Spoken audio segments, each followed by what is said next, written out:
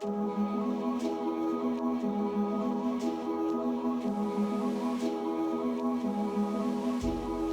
room's a graveyard of memories, the ones I couldn't bury are still floating next to me, and your last words are the ones shining most vividly.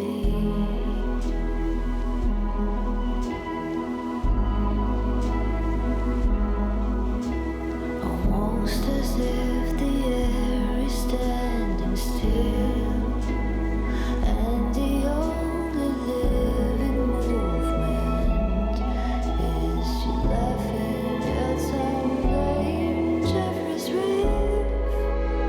And I know that it's hard to believe every atom aligned in me, anchoring me down with your presence around my head, and I'm okay with that.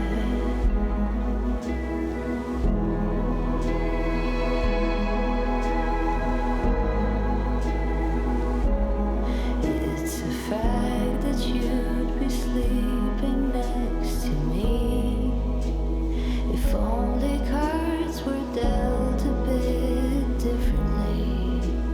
It's funny, one heart could change everything.